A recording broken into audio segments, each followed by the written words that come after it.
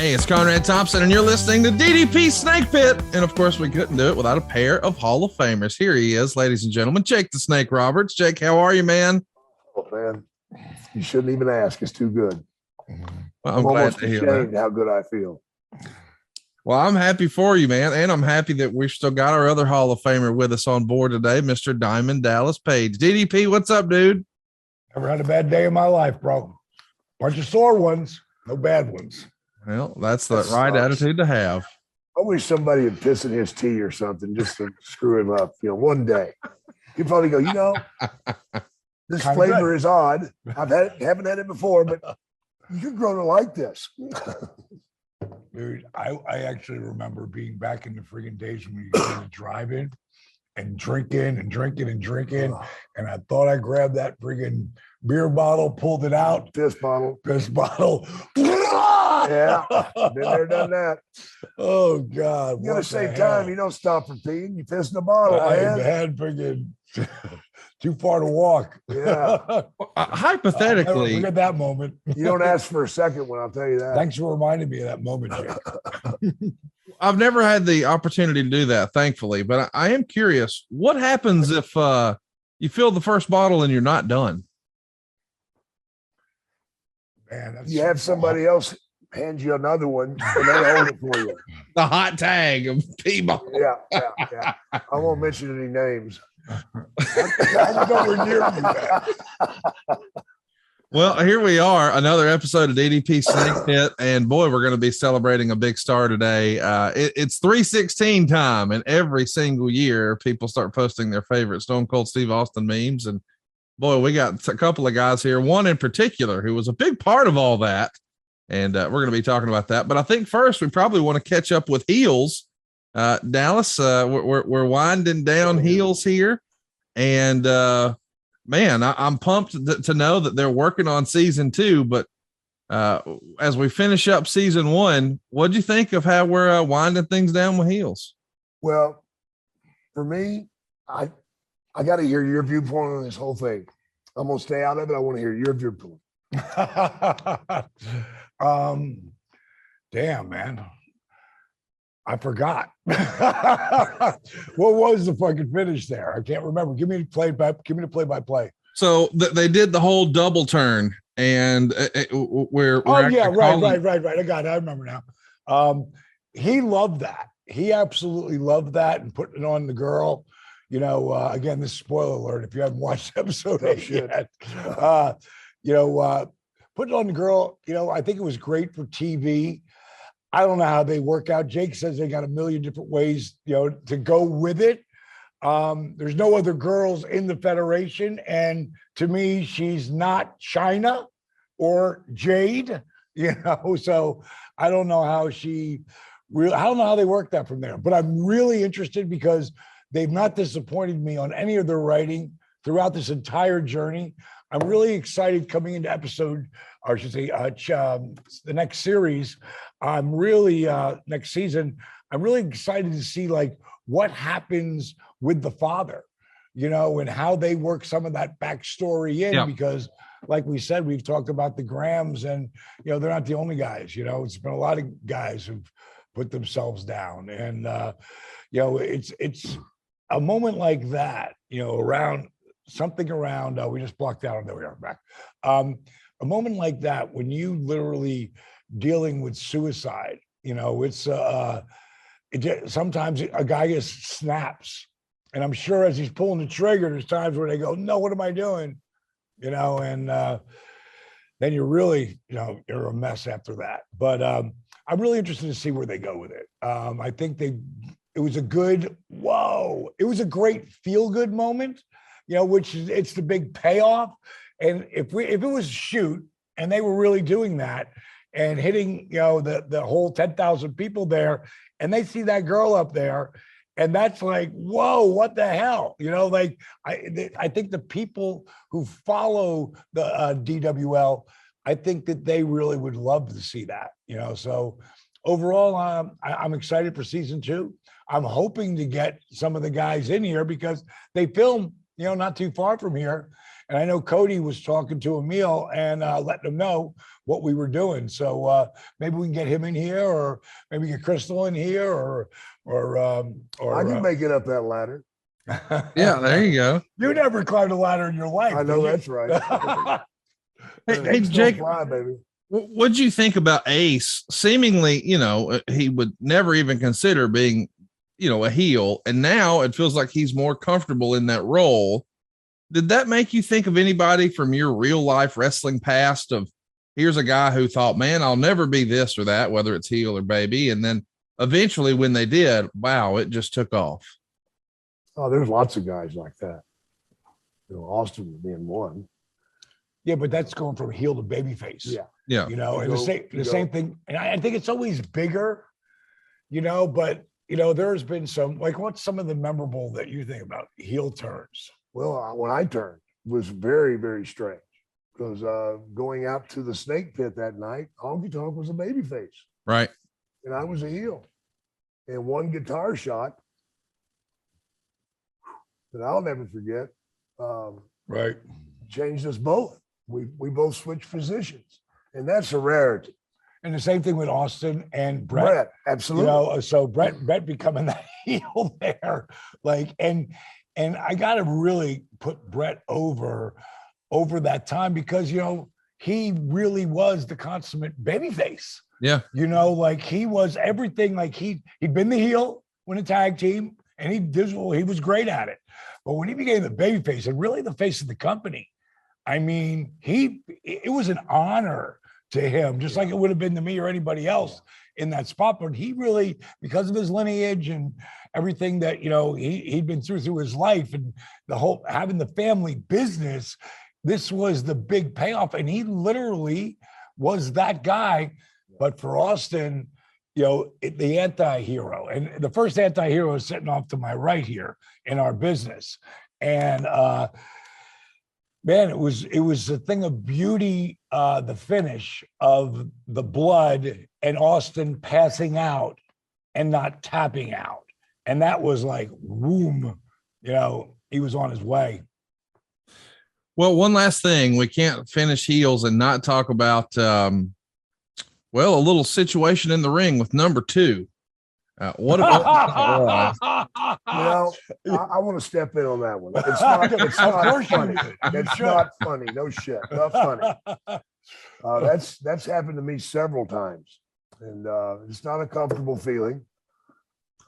Once in Japan, there was a guy named Inui, the mighty Inui, and he did a Kapanchie roll on you.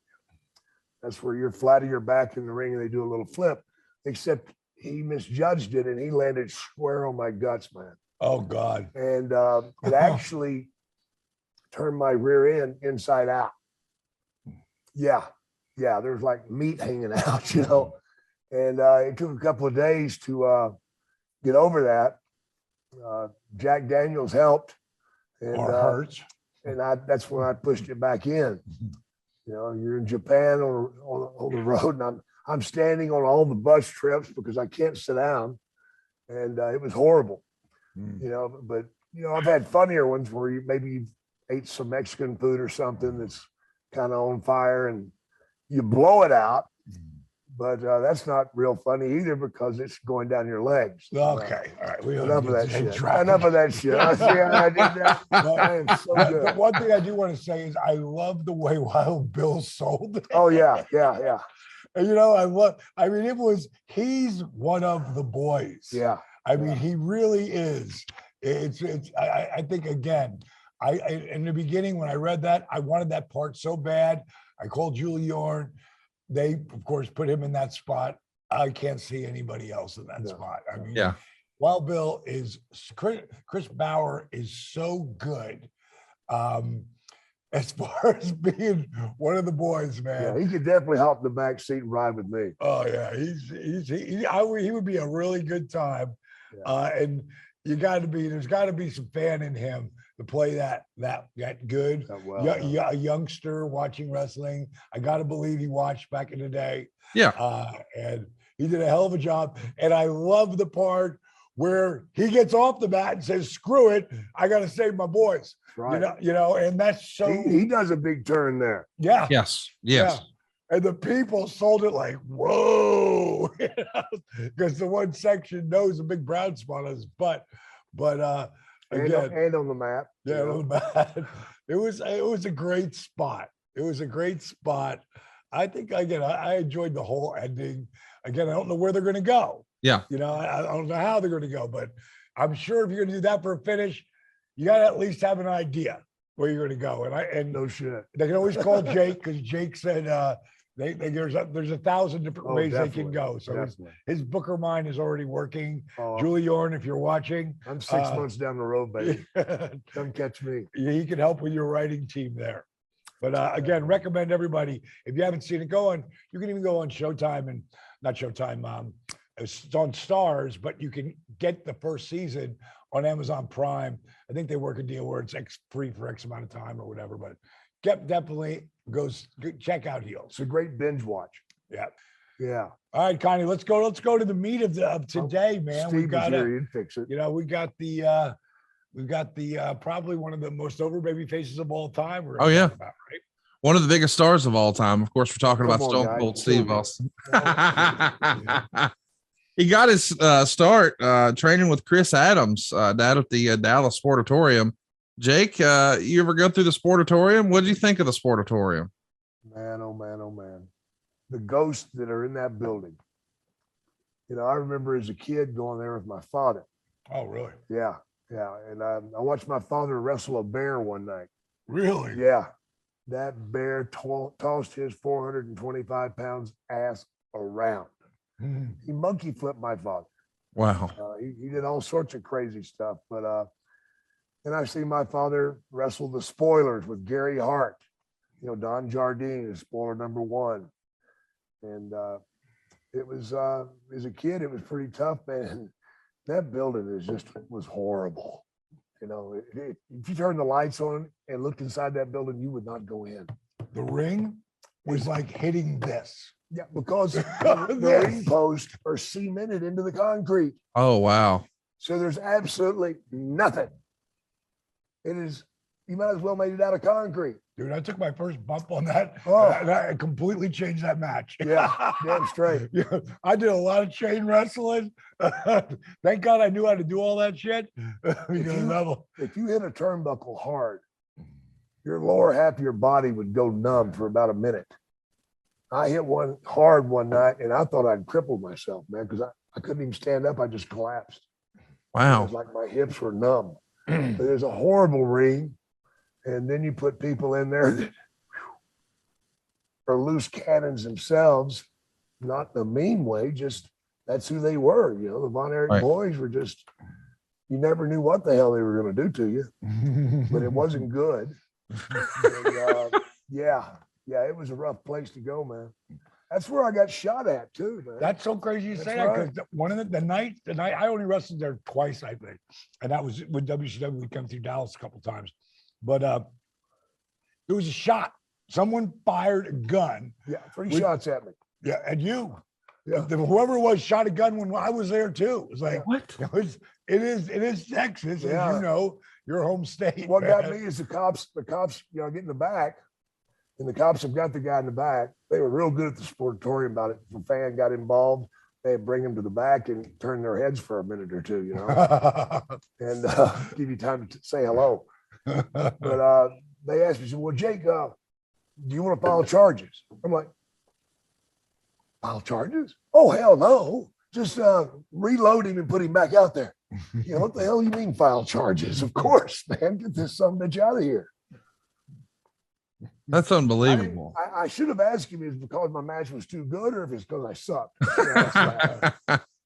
Dallas, I had no idea that you were even in the Sportatorium, but I just quickly looked. It looks like you were there September 5th, 1992, teaming with Benny Vegas to take on Marcus Alexander Bagwell and Dustin Rhodes for a WCW house show. That blew my mind, man. I didn't even know the Sportatorium did WCW house shows. That's crazy.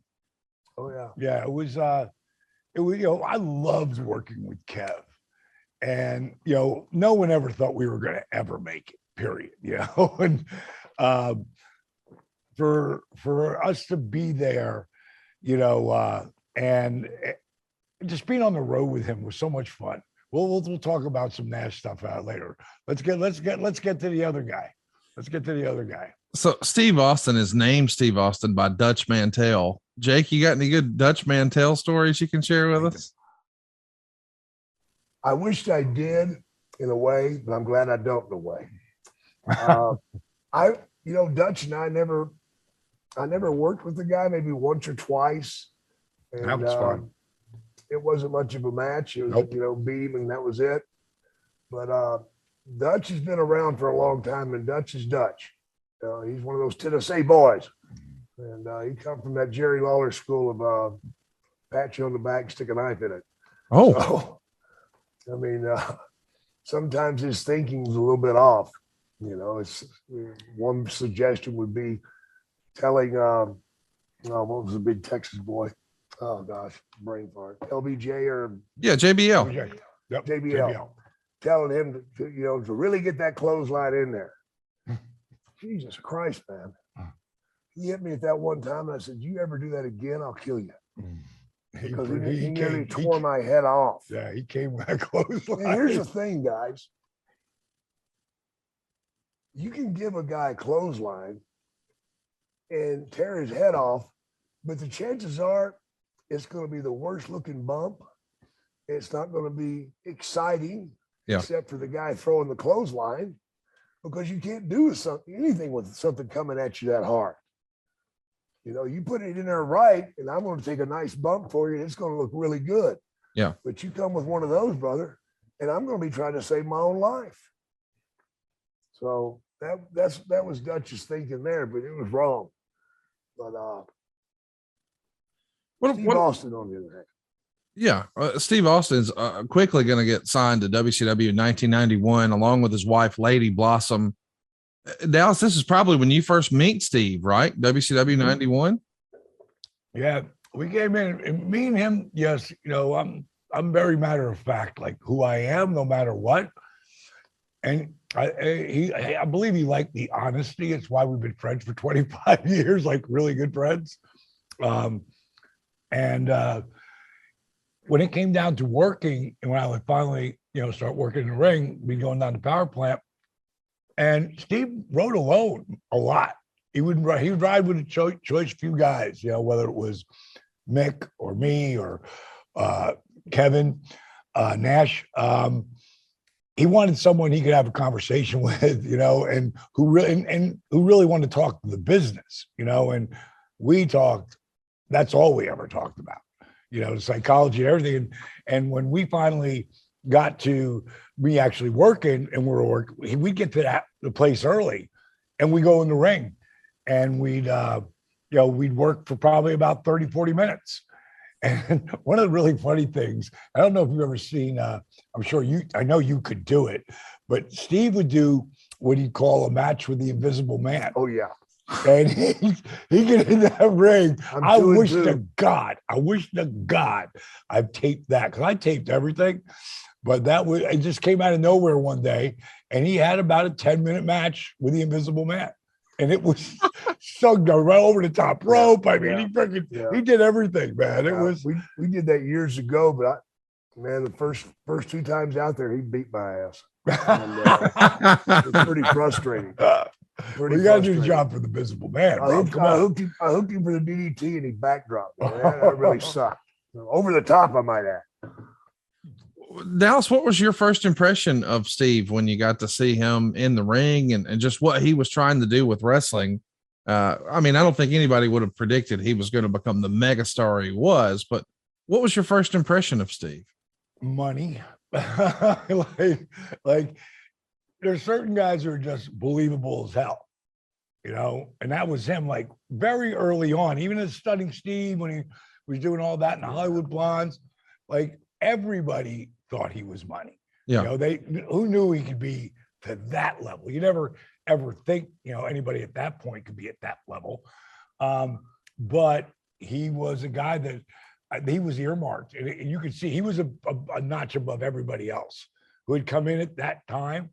and hence the TV title and eventually the US title. And I think a lot of people saw him as maybe the next Flair.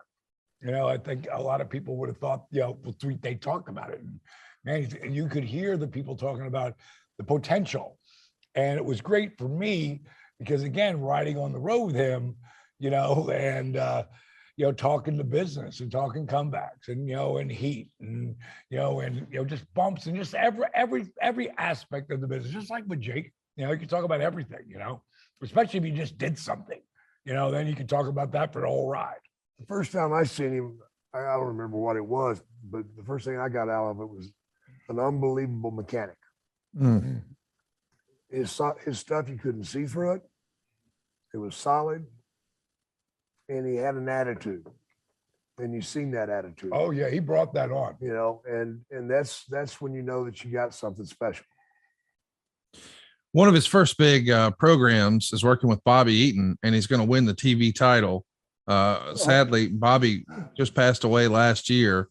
But Jake, you're grinning right away. You got any good Bobby Eaton stories you can share with us? Oh man, Bobby, one of the great ones, man. One of the nicest human beings alive. So sweet. When he was alive, ever in the business. Yeah. He was so nice and kind and all that stuff, which tells me you don't belong in this locker room because you're going to get chewed up.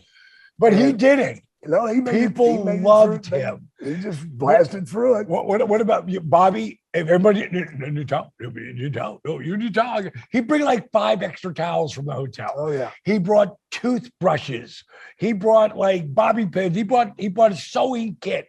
When I was doing the angle where the homeless guy, and I got the rip tights and the scraggly beard, not doing anything with my hair. The hair dye, the blonde dye go through, so my hair looks ridiculous. And he come up, Tom, I see your tights, the rip there. Let me take care of that for you. I go, Bobby, it's a gimmick. It's what we Bobby had the squirmiest stomach of all time. Oh yeah. If you even reached up to pick your nose in, and start doing that. So the first time I got a chance, which was in the ring, oh God, I hawked up a loogie. Oh gosh. And spit it in my hand and then licked it off my hand. And he just turned and puked right there. He puked right in on the audience's feet, man. It was awesome. So, I loved it. It was one of my top 3 moments in the business. Jake's top 3 moments. Yeah. Oh, mark my that God. down. Yeah. It came from way down, man, way down. And my God. And then he comes to the back and apologizes for puking. And you never mentioned about what I did. Just apologize for puking. Great guy. Yeah. And could work his ass off, man. Bumping. You talk about cats who are mechanics, and what he could do in the ring, man. Especially in those early, even those middle years, he was flawless, man. He was so smooth, man, so smooth. You could watch him and go, "Wow, that's magic." Yeah. But jumping off that top rope and dropping that leg, Alabama Jammer, man, that's going to take a toll. And that's I try to tell so many of these young guys are doing today, because they're doing stuff that make that look like it's a hip toss. Yeah. Because they're just doing stuff that's whoa, wow. I get sore watching a lot of the matches today. And I'm not talking about AEW. I'm talking about all of them. I'm talking about every league. There's the guys who are the foot soldiers. They're going to be a little bit better. But the guys who are the high flyers to do the crazy bumps. And Bobby was really one of the first guys to be doing that. Well, let's talk about riding with Austin, because Austin wrote in his book, Dallas, that you and Foley would sometimes ride with Austin. And as it's written in the book, that boy, they ribbed you pretty nonstop, did they not? Well, I'll just give you some of them. First of all, they're 25 or 26. I'm 35 and a half, a good maybe, and 36, 37. And I'm the rookie, so I got to sleep in the cot. I get to sleep in the roll-in bed, and I sleep naked. And I back then I was putting, and I forgot all about this. What Mick Foley did in his stand-up, he would close his show out with the cookie story and me being sleeping naked. And when he has this girl come out with a blonde wig on and in a suit that's like all flesh toned, so she looks naked, and she has cellophane around, like wrap around her knees. And I completely forgot I did that. Oh, And what I would do is I put DMSO, which is they put it on horses because my knees were bad back then. And I put DMSO on my knees. But if you were to go in a bed, say your sheets were blue, the blue would go right into your skin. Because what happens, DMSO would take the painkiller into the knees. So you had to wrap them with cellophane. And I didn't remember till she walked out there wearing that cellophane. And I burst out laughing. it's too much. And that night, of course, was the crescendo of it all. Foley had been given a bunch of cookies, and that night, and he was a heel back then, but when he wasn't on TV, he was the biggest baby face on the planet. Yes. And I just couldn't believe, like, here's this heel, like, he's like, I was nice to everybody, but he was like ridiculous, like he'd babysit for him, like that kind of shit, And so the cookie story, he, when I went out, because I went out, those guys stayed in a lot. I was still going out 3 or 4 nights a week. And he put cookies in my bed, and it's late. It's at the end, it's 2:00 in the morning. So I'm like not trying to make noise, and I get in the bed. I'm like, what the fuck? Mother, now let me tell you this story. Foley's doing stand-up with Piper, and they are going back and forth to stories, and Piper's playing me at the end. And when Piper gets up and starts jumping on Foley, how do you like it, Foley, with my naked balls in your face? How do you like it? And the lights go out. And there's like maybe 400 people there. When the lights come on, it might have been one of the biggest pops I've ever heard, because I'm standing there going, that's not how it fucking happened. That's fantastic. And it was so funny, but that night was like the biggest one to me. Like, I was so mad, I was so pissed off, and Foley, of course, didn't sell it at all. As I'm jumping up and down on him naked, with the cookies and crunching them on him, and Austin just peeing his pants, in the bed next to Foley. Those two guys were the cheapest cats ever. They were so frugal. That was another rib that was, they were always so friggin' frugal. They also do things like I'd be in the shower and throw ice water, like a bucket of ice on me.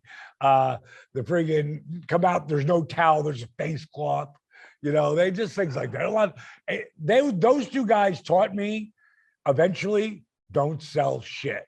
Yes. And they broke me of it. It took me still a little while longer, but at some point, I just wouldn't sell anything. And then guys will leave you alone, right? That's right. As long as you're selling, I'm going to keep dumping. And it's going to get weirder and weirder. Well, 1992, you guys are all in WCW, and you're all bad guys, both Jake and DDP and Austin. So it's not likely you're going to be standing across the ring from each other at this point. Dallas, you're still making towns with Steve, and Jake, you're here as a top heel. Is Austin somebody you saw money in very early as well, Jake? Like when he's on the heel side and you're on the heel side, did you ever imagine you guys would get together in some capacity or another? I didn't ever imagine that, but I knew he was going to be something special. He just had it, Here's the thing about this business. You can have the greatest body, you can have the best interviews, but unless you got it, you're not going to be long-term. If you've got it, you'll make it. And it will cover up a lot of stuff. And what is it? Charisma. I mean, look at Dusty. Dusty wasn't body beautiful. No. Christ. But yet he had the people in the palm of his hand. You loved him. You loved him with all your heart. and you felt everything that he felt. And Austin had that, and that's the one thing this business, you can't go out and buy it. You can't go out and learn it. Either you got it or you don't. I got lucky. Dallas got lucky. I want to follow up with that, Jake, because people have a phrase they say a lot. Oh, yeah, it's such a great mind for the business. And you're considered one of the greatest minds for the business of all time. Did you get to spend any time picking Austin's brain back then to just see where his head was at? Not then, but later, whenever we hooked up in the WWE, he had, he came up there as the Ringmaster. Yeah, that wouldn't go right. Which stunk. Yeah. And he knew it stunk. No, he knew it. He knew it. I knew it stunk. But Vince has this thing, man. He's going to make it work, But it wasn't working, and it wasn't doing anybody any favors. And it finally got bad enough that they said, there and gave him some time off, and he came back stone cold. At that time, I was helping write the storylines. And I looked at the whole thing there, and I told Vince, I said, that guy's going to be your next megastar. And that's probably one of my better feel-good moments, too, because I was right. And you got to really help that rocket in a big way. Because Steve, every night, he would call me and tell me about his match and ask where he did this, what did I do wrong, or what should I have done. And I wouldn't tell him what he should do, but I would tell him what he shouldn't do. You got to, I've done the same thing with Dallas. Let him figure it out. Yeah. And once you figure it out, you understand it. You really understand it. So, yeah, that went on for several weeks.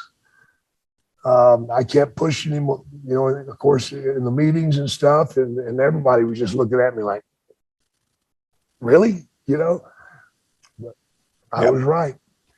And I don't think anybody could predicted that, but I know you want to keep going back. No, we'll come back to that. We'll come back to that. Yeah, let's talk about the WCW time, because Dallas, you're still there when the whole Hollywood Blondes thing becomes a thing. The pairing of him and Brian Pillman is going to be super important to Steve, even to this day.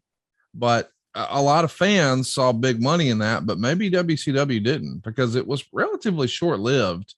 Were you surprised they broke up the Hollywood Blondes as quickly as they did? There's so many things about booking. I don't care who's booking. I don't care who, because there's an influx of guys booking and not booking and booking and not booking. I've never understood why certain things just stop when they're working. But someone convinces someone else that it could be better if they're doing something else. That was a natural. And that was really the beginning of Steve becoming Steve Austin. Not being stunning Steve. He was still stunning, but you could see by just the way his mind was working, how he was working in the ring. I mean, the psychology that they had, he was really starting to take it to that next level. And, they broke it up, and, again, why? I look back to my career, like when I had the triad with me, Bam Bam, and Canyon. There's nothing going to be. That was a different Freebirds. Yeah. And that could have been so amazing. Then they broke it up. I was like, okay, I'm not booking, so I don't get to make that choice. But I thought I don't know why they did, but when it's all said and done, you never really make it as a tag team. It's a great building spot. And then at some point, one of those guys, it's really never both of them. There's very few guys. You can go all the way back to Sting and Warrior, but they didn't have a run together for that long. Yeah. They got broke up really quickly, and they both became two of the biggest stars ever, obviously. But very rarely do you ever see that. The one guy is going to pop, Well, Jake, we're talking about booking. I'm curious what you thought. I know you weren't with WCW at the time, but they're bringing Jim Duggan into WCW, and they have him beat Steve Austin on pay-per-view in 35 seconds. And this feels like a pivotal moment in his career where maybe he realizes, man, they took away the Hollywood Blondes. They had Hacksaw beat me in 35 seconds on pay-per-view. They don't have any plans for If you me. don't understand it by then, you're in trouble. Yeah. You know, that wasn't the writing on the wall. That was the final shot. But wait a second. Didn't he put the US strap on him after that? I think that's where he dropped it to Oh, okay. Is that I can't remember exactly. Oh, that was the TV but title. That's the TV title I'm thinking of. But yeah, I mean, listen, there were lots of, no, it was the US title. Yeah, you're right. It was the US title. So he's going to drop the US title to Jim Duggan in 35 seconds. But that'll bum you. That'll bum you out.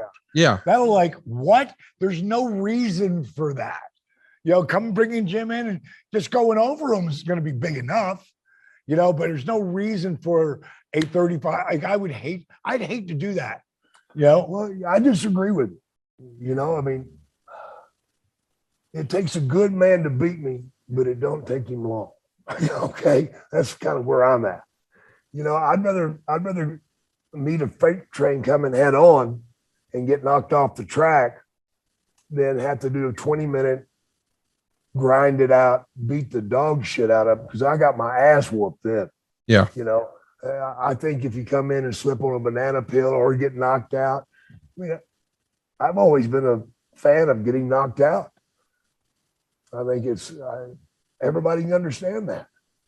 I don't know. To me, I want to see a match. I want to see. I understand that too. Yeah. That's just me personally. And for me personally, I don't want to do the job in 35 seconds. Right. Well, there's 11 coming through everybody. That's a different animal if you're, in that spot of his feeding frenzy. But I wouldn't going to let him take me out like that. We're going to have the best match ever. So to me, that's what I want to have. As a fan, it felt like these guys were from different generations. In reality, they're only 11 years apart. But it did feel like Duggan was more of the 80s older guard, and Austin is like this new man of the night, wrestler of the 90s. And it felt like we were, I don't know, stepping back a bit. And I wonder, Dallas, you were there at the time. Is this because WCW just changed when Hulk Hogan came in? It felt like everything changed in WCW when Hulk Hogan came in. They had their most successful pay-per-view ever at Bash at the Beach with him and Flair. And based off of that success, we started to see, for lack of a better word, a lot of Hogan's buddies come in, guys that Hogan trusted and made money with in the 80s coming in. And it felt like perhaps Austin was a casualty of Hogan coming in and bringing all his pals. I don't know about that, because again, I wasn't privileged to that. But I know that back then, Steve was not the biggest fan of Hulk, because he was, and obviously by what his lineage has been, he was the next big thing. And I think all that stuff made him, when you're just giving shit, nobody appreciates it. When you got to work for it, especially the way he did, because it's not too long after this that he, has the tricep, injury, and Bish fires him. And I was like, no, not that guy. Like, you don't let that guy go. Like, he's really good. Like, I always felt it. And Jake had said it to me when we were working together. He told me, when I told him, he'd put me over on this one call. I said, Jake, can't put me over like that, man. I can't live up to that. He's like, listen, if you keep doing what you're doing, you're going to be one of the biggest names in the business. You got to believe that. He goes, if you can't take the heat, you might as well get off right now. Because with going up that ladder comes a lot of heat. Yeah. And bottom line is, the whole thing with Steve getting let go and then going to ECW. When Steve Austin, like, one of the things you have to understand, like when I do all my filming of all my matches, every night he'd come out and watch my match. A lot of times we were driving together and he would do color commentating. It was so funny. He would be Gordon Soley. He'd be Jim Ross. He'd be this character, this wrestling character come in. And then Nash would come in and do it with him. Foley would come in. Steve Regal, Raven. And I had all of this. And every night we'd watch it and laugh our ass off because they would just bust my balls the whole time, And I wish to God I would have kept it. But all that, brother, all the stuff that he would do there, he would start doing in ECW because he could do whatever the fuck he wanted. So again, back with ECW, it was really the testing ground. And of course, when he got to WWE, they didn't let him do any of that shit. Not yet. But it was coming. Not yet. I wonder, if WCW, and again, not trying to be negative and talk about Hogan as if this is all Hogan's influence, but Hogan represented, the high watermark in pro wrestling. And when all of a sudden WCW has an opportunity to work with him, of course they're going to jump at that chance. But it does feel like as long as Hogan's there, and this is a phrase that's been used a lot, there is going to be a glass ceiling in WCW. Like, you can get pretty high up, but you can never really be the top dog because everybody knows that's going to be Hogan. And Jake, you're sort of nodding your head. Do you agree with that? That Absolutely. From the boys' perspective, they think, hey, I can get as high as I want, but I'll never get to that spot because that's reserved for Hogan. And the people that he brought in knew that. Yeah. And they dealt with it. It depends how bad you want to make money. But also you got to remember that whatever the deal was, and I never knew what the deal was that Hulk got, but it was ridiculously amazing. The Hulk got he made a lot of money off of that whole run, and he was the guy who put us on the map. So he should. And he had a lot of stroke, and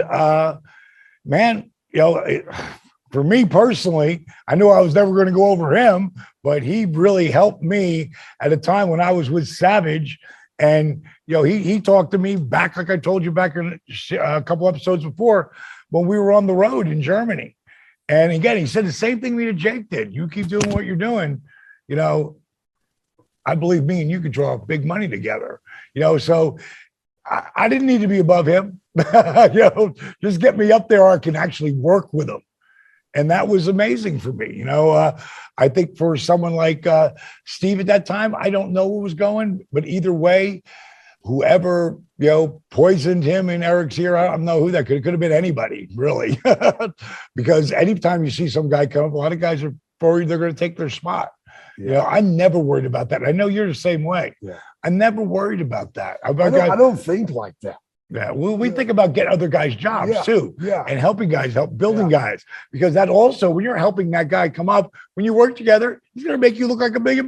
Yeah, you're going to take care of it. Here's the thing. I always thought, if we can all just keep working together, we'd almost be interchangeable.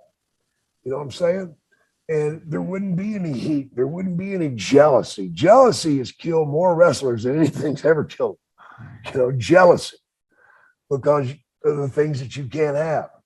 And I've told you in the past too, that I think what killed more wrestlers than anything was the situation that you work your whole career, your life, giving it your all, and you're on the top, and somebody comes to you and says, our creative team is having a hard time really putting something together for you, so we're going to have to let you go.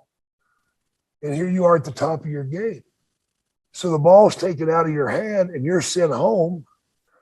Well, once you've been to the big shows, you're not going to go back on the, indie circuit, man, and try to get a gig or two a weekend. And what do you tell that little boy that you got at home? Daddy's not good enough anymore? Yeah. Daddy's the same man he was yesterday. But them taking it away from you and not letting you play is what's killed more wrestlers than anything else. So eventually, after he gets let go by Eric Bischoff, which you touched on, and it went off, and he jumps into the whole ECW thing, boy, he really becomes a star. As we said, Jake, you alluded to it earlier, he debuts as the Ringmaster, which is less than ideal. Sooner rather than later, he separates from DiBiase. DiBiase is going to jump to WCW. And Jake, you had a long history with DiBiase going back to Mid-South and of course the heyday of Vince McMahon's WWF. But typically when you have a quote unquote manager, they try to add that to your presentation because you might not be maybe the best talker in the world. Right. Steve Austin was a phenomenal talker, but now he's got DiBiase, also a phenomenal talent. But inside, that probably had to wear Austin out a little bit. Like, damn it, I can do this. I don't need the training wheels, right? Well, I'm sure Steve was going, you're talking about somebody that's not me. Only I can explain me. Yeah. Don't have somebody else come out here and tell you, okay, you're joking at Jake. Jake can do this. Jake can do that. No, that's not the same thing. And you get tired of that real quick because you don't feel like that they're putting you in your best light. You can say things that are new and fresh and in your direction. Whereas DiBiase was getting towards the end of his run and he slowed down and he doesn't have that quick wit that Steve does. And that's why he is Steve quick. He's like you. He's like Nash, very quick-witted. You want to get a pissing contest with Austin. So Jake, you come back into the ring for the WWF in May of '96, and you're quickly programmed on all the house shows with Steve Austin. Are you seeing the progression of him in the ring, or this, I guess, is the first time you're in the ring with him? What did you think of your time in the ring with him on those house shows? Because that's where you really get to try things, right? Yeah. At that time, I was wanting Steve to be more concrete on who he is. Come up this business, man, and you got in your mind what you want to do. Then you go out there and you try these things, and some of them work, some of them don't. What do you do with the ones that don't work? You shit can them, get rid of them. And Steve hadn't done that yet. He needed to fine tune. And that was my job in the WWE. Fine tuning guys, getting them ready for Hogan in the earlier days. Now I'm up there. I don't even want to be in the ring because I'm overweight. I don't feel good in the ring. And they give me Steve. And Steve, I just liked the guy, and because of the way he presents himself. It's like, here it is, son of a bitch. If you don't like it, get the hell away from me. And that's kind of the way I am, but just in a nicer way. Trust me. It all comes to a head, King of the Ring 1996. And everybody remembers Austin's promo, but I think what a lot of people forget is that was really part two. He was responding to your promo where you talked about John 3:16. Take us through that night about what you remember about wrestling magic being born there. I remember going to the ring and Steve and I got into the ring and started our match. And it was really funny because he'd been through hell that day. Yeah. He had his mouth busted. He had to have all that sewn up in between matches. And he's still going. The show's still going. You got this is a third match, right? Yeah. Third match at night. We've been out there before and now we're out there and everybody's done everything. Steve goes out there. He's ready to put it in supersonic warp 7. And I said, no, we're not doing that. And I told him, grab a hold. And I sat on my ass. And I thought he was going to drag me across the ring and just keep dragging me because I wouldn't get up. Stay with it. Stay with it. We're all right. And I was trying to teach him a little something. When you're in the ring, man, you're what everybody's watching. Yep. You make them pop when you want them to pop. You don't let them tell you when to pop. If you do, you need to get your ass out of the ring, burn your tights, and get a seat. Because you've got to control them. If you don't, it's a clusterfuck. And you don't need that. So he grabbed the hole, and we made the match happen, even though he had several that night with his injury to his mouth and everything else. And then he cuts the best damn promo that he could have ever done. Yeah. Because he went from Stunning Steve Ringmaster to Stone Cold Steve Austin. His brother, he threw it in everybody's face. You know, without saying God's a piece of crap, he just put himself above that. You know, Stone Cold said so. Did he say Stone Cold said so then? And that's the bottom line.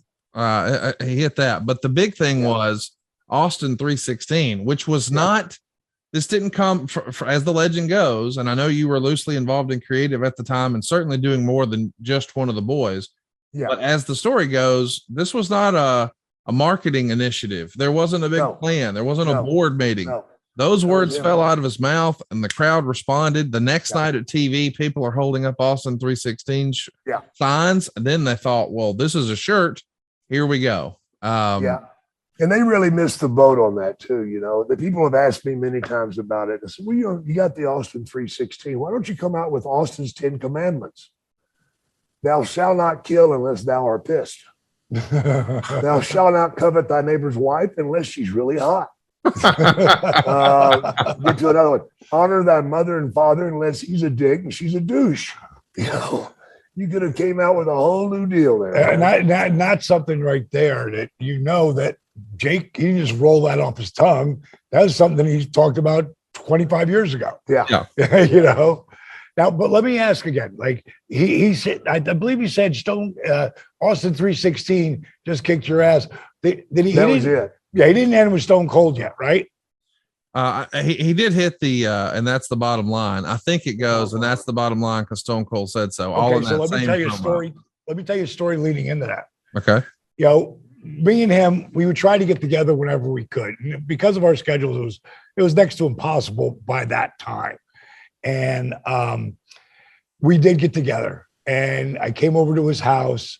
It was right before he left Georgia. And he had his big spread on, 15 acres. That's the way he loves to be in his own spot. He has to be. He is the rattlesnake, and he needs to be by himself with his wife, but on a big piece of land. Yeah. That's how he was raised, and he was leaving soon. So what I would always say, we drink some beer and eat some deer, and he fry up some deer, and we're drinking beer, and he tells me, he says to Jenny was his wife, right?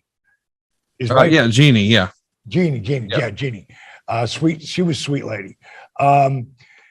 He says to me, she served him some tea.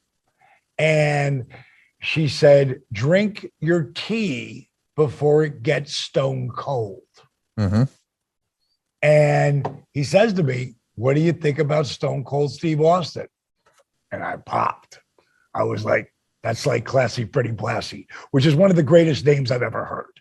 You know what I mean? Like Stone Cold Steve Austin, that was magic. I was like, oh my God, dude, that's amazing. So that's where it all comes from, which was pretty cool, that I actually heard about that and just gave him a thumbs up. I'm sure he ran it by a bunch of people. But when he said that, man, I said, okay, that's money. And that, again, coming off of what with Jake and everything, that just took him. He was on a different planet at that point. It's pretty remarkable to go back and see, especially knowing not too long before your old pal Bischoff cut him loose. I'm sure in real life, you're like, dude, what were you thinking? Right. Like I said, I called him up and went, not that guy, like when he let him go, like, because he was also my buddy too.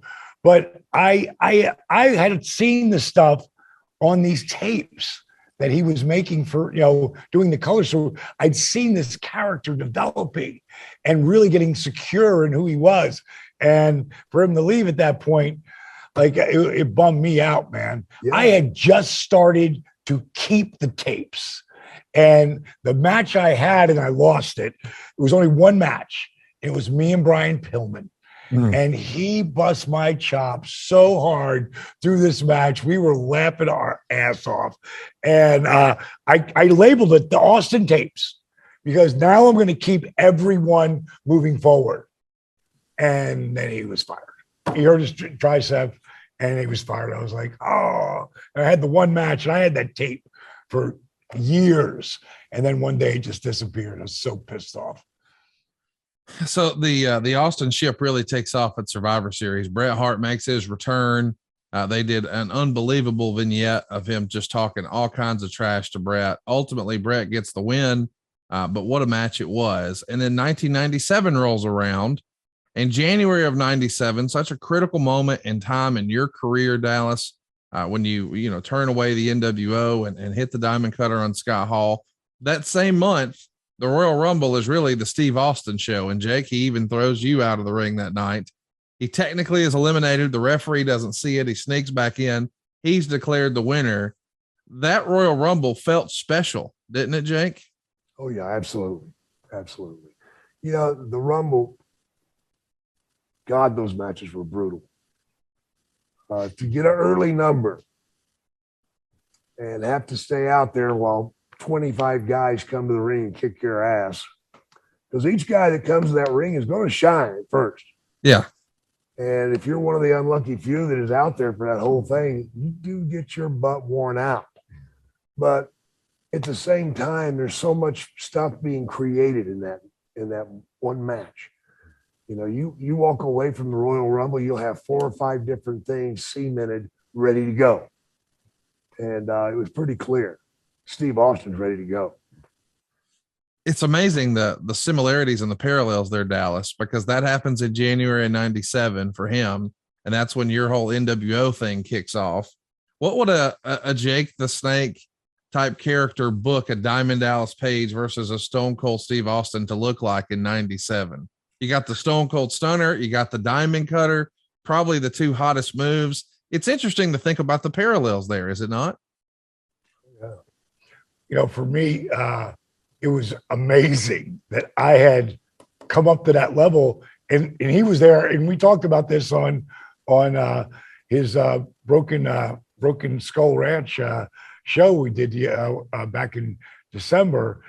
We were both like we were on that rocket, and I was really pumped when at the end of that year that me and Savage got the feud of the year, because he was with Bret and they were in second. Of course, as that kept going, they kept going with him and kept pushing him. And I didn't really get that kind of a push. And I'm super happy with what I had, but there was so many ways you could have gone, with what I was doing at that time. And I think if Jake was booking, it would have been a little bit different. Yeah. And I would have got that opportunity. And maybe, because the way it was going, Goldberg was just coming up, but he was on the insane, crazy rocket that just had it was all over the place. And he was so believable, but I really thought I should have gone over Hulk, not in Georgia, wherever, should have dropped it to me. So gave Goldberg a little bit more time to learn how to talk. Now, by the time he gets to WWE, he's learned how to talk.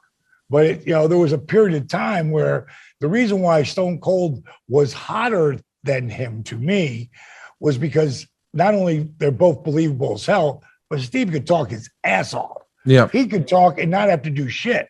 He could talk for 20 straight minutes. Yeah, but he can also work his ass off. Right. But again, he could do both at its highest level, and, I can't tell you how many people came up to me when I'd be signing autographs somewhere and like, man, we want to see you and Stone Cold together. We want to see that match. And I heard that all through 97. It was a great compliment to me for people to say that, because to me, he was the guy. And I could see where it was going and what was happening. He was the guy. If it would have been me and him, I'd have been doing the job with no problem. He is sent it to a different level, but it was super fun to think about me and him driving in the car back in the day and him getting in the ring with me, and working with me when I'm just learning. And then 6 years later, they're comparing me and him together. It was really, and he did himself, when we were on a show, because it was very parallel as we were going. And then 97, Pro Wrestling Illustrated still work, but it's an idea of where people land. 97 and 98, I was number 4. Freaking Steve, I believe, was number 1 both years. and justifiably so. And I was, again, just happy to have had the career that I had because of this guy and Dusty guiding me through the channels that are in this business of a lot of backstabbing and a lot Shark Tank. It's real Shark Tank. It's like a real Shark Tank with muscle. And got chummed. So it's really to navigate yourself through that. It was treacherous at times. And I was just, again, so happy. I tried to kill everybody with kindness. That was just what I did. That's what I did. So again, I'm back with Steve. It would have been amazing. And I really thought when I went up there, when I knew he was coming back, that eventually I know he's going to come back from that injury. I would have loved to have worked with him. There's a bunch of guys I would have loved to work with if circumstances were different. So you're carving your own path in 97. I mean, it's just lightning fast what's happening to you with the whole Macho Man thing and all that. And we've talked about that's going to be the feud of the year for 97. Meanwhile, Austin's doing the same thing on the other channel. So clearly you've both got your own thing going on. Are y'all in any sort of regular communication? Are y'all keeping in touch at all in real life? Absolutely. But it would be probably every 2 or 3 or 4 months. Yeah. We'd catch up and just catch up, because we talked all the time. I mean, even Steven still today, I might go a month without talking to him, and we'll talk to each other 3 weeks in a row, and then we'll talk about a month. And, we'd always just like, hey, just checking in, blah, blah, blah. And that's tried to do, but it's, how crazy. The road is so crazy. Yeah. When you're really living it, like I hear these rock and rollers talking about how tough the road is. Like, you guys got your own bus. They take your bags for you. They drive you everywhere. What's so tough? Yeah. The road is tough, but when you got to take bumps and figure out where you're going to stay and carry all your own bags, it's tough, and it beats your body and your mind up. And we didn't really have cell phones back then. Right. Like today, you just pick up, hey, dude, what are you doing? Super easy, Back then, it was harder, to stay in communication, So you guys both touched on it earlier today, which I think is funny because it has become the gold standard. A couple of months after that Royal Rumble, there's the now infamous double turn with Bret Hart and Stone Cold Steve Austin. And here's this guy who at this point, he's so beloved. We couldn't even imagine Bret Hart as a bad guy, but here it is. And we couldn't imagine this guy who's using swear words and flipping us the bird. He's our baby face, but here it is. The big double turn. Jake, you had to just be wringing your hands with, this is good shit. Oh, I loved it, man. Are you kidding me? It's real funny. He's talking about the language that he used. USA had gotten on Vince's ass about Austin. He said ass. They didn't want him to say ass anymore. And so Vince got Steve right at the desk and said, Steve, damn it, USA's up my butt. Do not say ass out there. I don't need the aggravation. You hear me? And Steve, yes, sir. Well, at that time, there's Bruce Pritchard sitting over there at the gorilla position. And Steve goes and he looks at Vince and says, I bet he screws up and says ass. And Vince said, you want to bet how many times he's going to say ass? And Pritchard said he'll say it twice. And Vince said, I bet he says it more than that. And it was a $5 bet.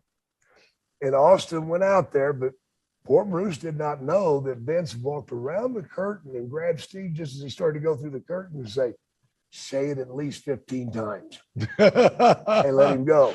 So he went out there and said ass every time he turned around. Ass. I don't remember that promo. That's funny. And Pritchard's in the back crying, what the fuck? I can't believe he's doing that. And Vince's like, I'm going to break his neck. I'm going to kill him. He's going to get us kicked off TV. And Pritchard is like, holy shit, Vince, don't be that mad at him, because Bruce didn't want Steve to get kiboshed. Vince worked Bruce. Of course. Many times. And that was just one. That's funny.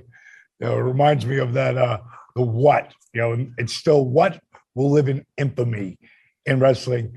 And that's when Steve had come back. And that was literally, I don't know, not many people know this, but Christian, Jay Rezzo, of course, was real good friends with Steve as well. And he had left the message and said, "What?" a bunch of times. And Austin took that to the ring that night. And nobody knew. Freaking Christian didn't know. Nobody knew. And he went out there and he really changed the course of some interviews. Oh my God. Because, oh my God, the what? I mean, he wore that out. And then it's still happening today. Yeah. Steve hasn't been in the ring in 10 years. Yeah, it used to piss me off. I'd be on the indie circuit and I grab a mic and somebody go, "What?" I'm like, "Oh, fuck. I'm not putting up with this shit." You know, it was something that crazily, still something just catch on, man. You know, again, like the Austin 316, like for that to be so powerful of everybody seeing John 316. Like, it's kind of like I was explaining before about people chanting my name. They were chanting DDT, DDP. We were so much similar. I had taken so much from him and still made it my own, but taken so much from him, you know, learning it. And it's whatever the fans get into and they're already used to. And everybody's seen at the football games, John 316, I mean, for decades. Yeah. So it was such a natural. And I don't know about how much Steve made on those shirts, but I will guarantee you it was millions. Yeah. And that's Steve is a marketing genius because he's the one who would come up with all of his shirts, the whole deal. He had a special deal with Vince. I don't know what it was, but I'm sure it was good. And Steve has been taken care of, and he should be, because he's the one who saved the day. Because we were so close. We were so close. And I never wanted this. No, none of the boys ever want a competing company to go away. Right. Like, no, we want 5 more of them and them all competing so we can make money or go to a different territory like Jake did, like we talked about a couple of weeks ago. It comes down to you want to have the competition so you can get more money for what you're doing. So we never want them to go away. And, the big picture is it turns, because that Vince and Austin angle, and I'm going to call it the second best angle ever, because the NWO was the Mac Daddy. Yeah. That was the greatest angle of all time. But Steve is like just literally right under that. And they took it back from there. They took back the momentum. And it wasn't just those guys. They had a lot of great stuff happening with Foley and, all the guys coming up. I mean, there was so much good shit going on at that time. It really is remarkable when you go back and you take a look at how successful Austin's merch was. JR even talks about on Grilling JR that he remembers handing Steve $1 million quarterly checks just for t-shirts alone. So, I mean, just think about that. For 3 months, here's your t-shirt money. Back in the day, people used to talk about picture money. Here's your t-shirt money, and there's 2 commas in it. I think Steve Austin is probably 1A or 1B, and that's what I want to have a discussion with now, as far as Hulk Hogan, and the Hulkamania success, and certainly the Hulkamania t-shirts. But Hulk Hogan made Vince McMahon a millionaire. Steve Austin made Vince McMahon a billionaire.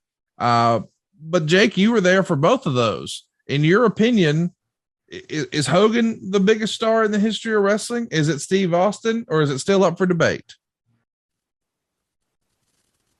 I think more money was made with Steve. Yeah.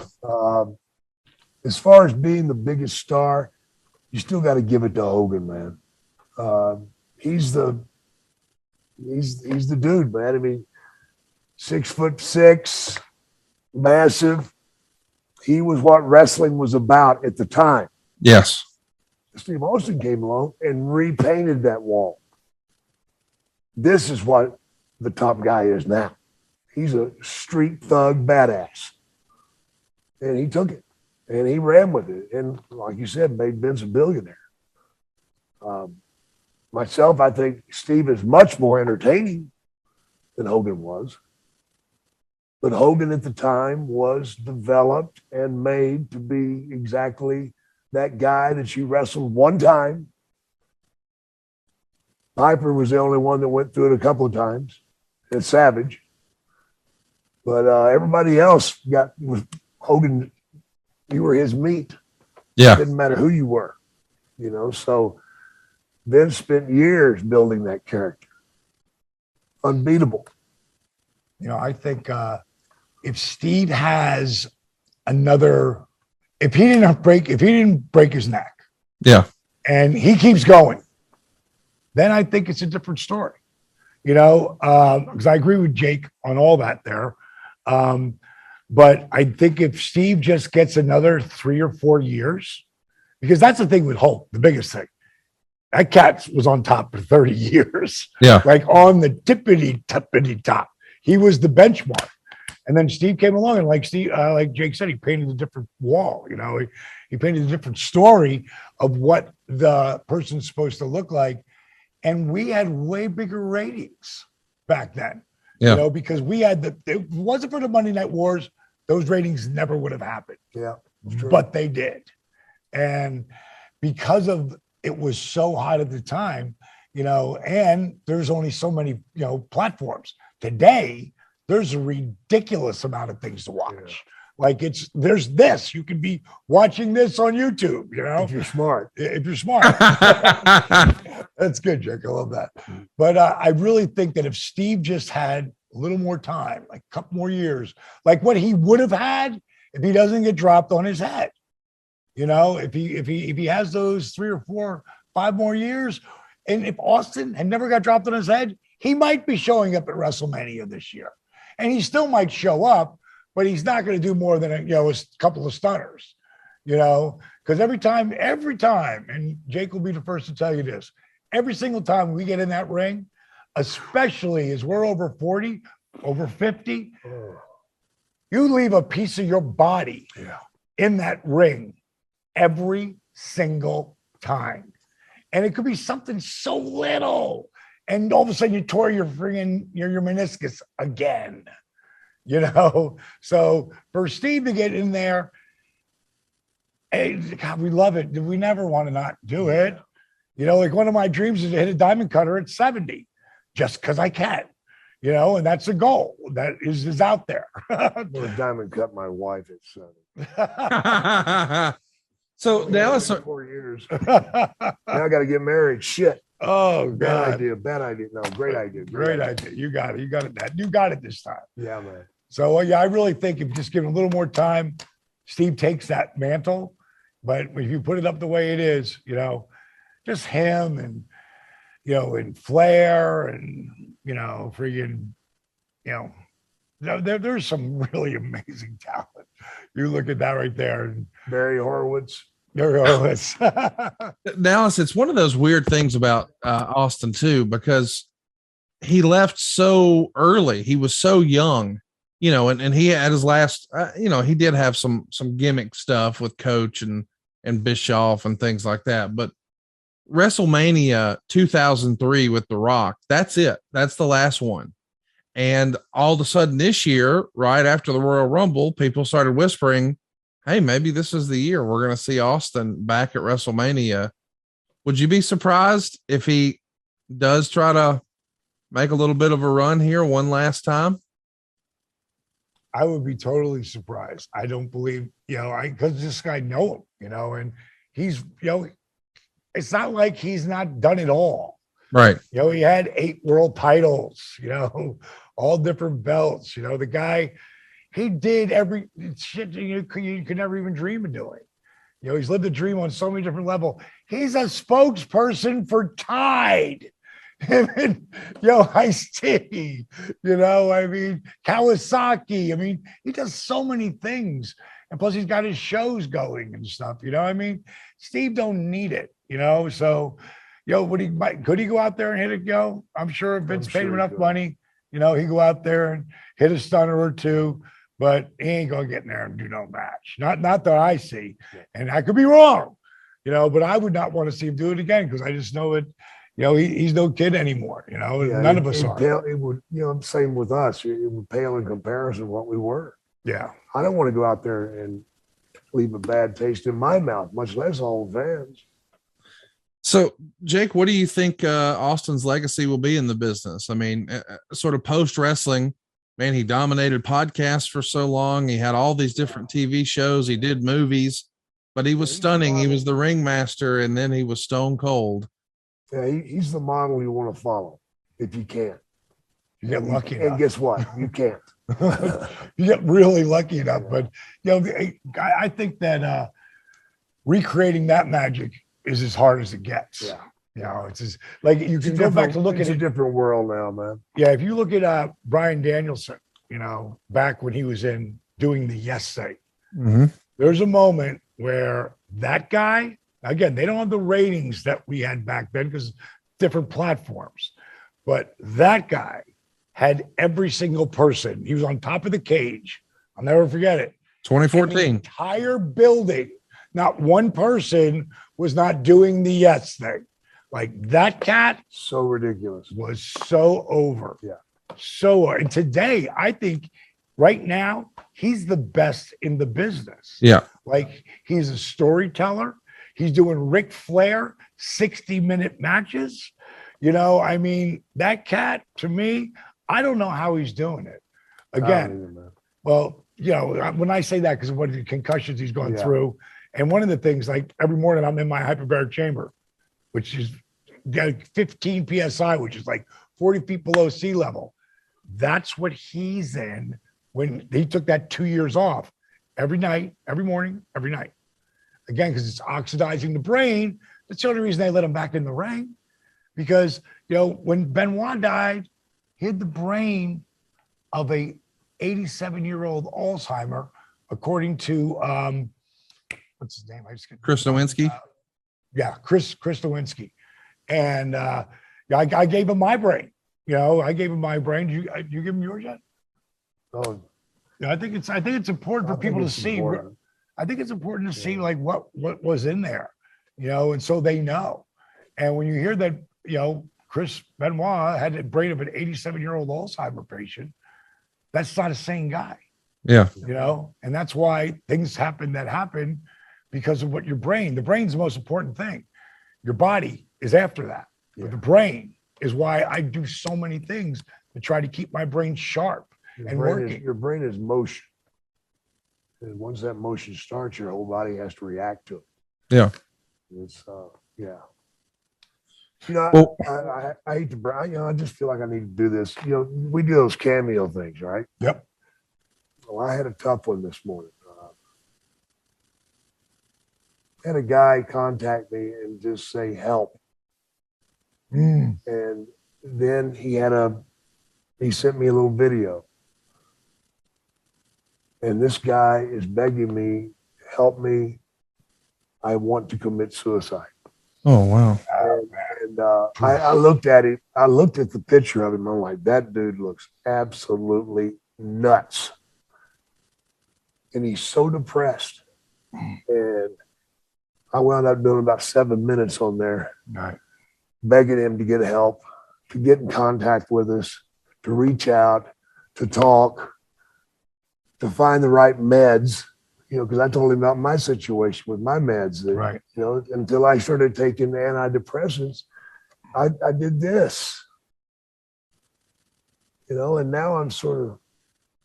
I've never known, and you can tell by talking to him. And, I'd said leaving his house, like I said in Resurrection of Jake the Snake, I said, and Steve said, what'd you think of that first visit we had? I said, I don't think I'm ever gonna be able to have a conversation with my buddy again. And it took years of being clean and getting the fog to leave the brain, but then taking the right meds that will help you. I don't know this Jake. He doesn't take painkillers anymore. He doesn't drink. He doesn't snort coke. He has no, for years, I would never drink around him. If I'd have a glass of wine, he's like, dude, have a glass of wine. I don't give a shit. No, because he owns it now. Yeah. It's a different level of sobriety. And people who are going through, the stuff, like those cameos, man, we try to, and I get them not like that, but similar ones all the time. It's making me think right now. And if this guy just happens to turn this on, dude, I'm still thinking about you, man. Please get the help. Please talk to people about your anger and your shame and your pain. There's help out there, man. I had last night. You weren't there, but we had Dr. Mark Mann come in to the Performance Center because he wrote me about a year and a half ago about how he's the head of psychiatry at the Virginia VA, which is the biggest VA in the country. And he's the head of it. He's got like 300 people under him. And he saw Arthur's video and he was playing it for all the guys and explaining this could really help you, like our program. And then a year went by. I got a hold of him, talked to him, said him with Larry, because we're working on a thing called Warrior's Purpose. And the Warrior's Purpose isn't just, workouts and stuff and inspiration and food. It's also about mental health. And so I said, Doc, I'd really love to have you come in here. And then we lost touch with him. And then I get a cameo from him, which really cracked me up because I didn't know it was him at first. And he's telling me how he's the head of, the Virginia VA Medical Center and, the psychiatry part, and how I'm telling these guys what I, want them to do. And I look at myself at 309 pounds and say, Doctor, heal thyself. And I've lost 80 pounds and I feel so much better. And, I just love the program. And he's getting a cameo. He wants me to say something back to him. And so while I'm talking to him, I'm like, wait a minute. I think you're the same guy who sent me that email a year and a half ago. And the bottom line is he came in here yesterday. We flew him in. We put him up. I had him over to my house for dinner. But we did a video about his journey. And so much of it has to do with mental health and getting the help. And, 22, I think pretty much everybody knows, 22, servicemen or men and women a day, 22 a day commit suicide. God, that's sick. It's crazy, man. Like that's a real number. And that's so sick. It's so important to talk about it. And he gave me different ways. And he gave us different things in the videos that we were shooting on him of like clips that maybe help them get to someone to talk about it. Because if you don't ever talk about it, I'm done. It never goes away. My oldest daughter was the head of the VA in Kansas at Leavenworth. And she's told me so many horror stories about our servicemen coming to Leavenworth to get mental help, but they don't have a place for them. They don't house them. So what happens? They wind up taking their VA money and living on the streets because they can't afford a place. These are the same cats that went over there and gave their lives for us, man. There's right, and then there's right. And we need to get right with everybody. Black, white, it doesn't matter, man. It's time. Sorry about that. No, listen, man, we appreciate you being open and honest and transparent with us. And people want to hear from Jake and DDP, and this is the real Jake and DDP, not just talking about nostalgia, but helping people. And a part of that for some of these stories was Cameo. So check that out, and obviously message us on social media and keep tuning in, man. We hope everybody enjoys Austin 316 this year, and maybe we see something at WrestleMania. We'll see, but I know this much. You'll see us next week right here. We're going to be talking about another legendary wrestling family. We talked about the Crockett's a few weeks ago. We'll be back next week talking about the Rhodes right here on DDP Snake Pit. I want to watch that.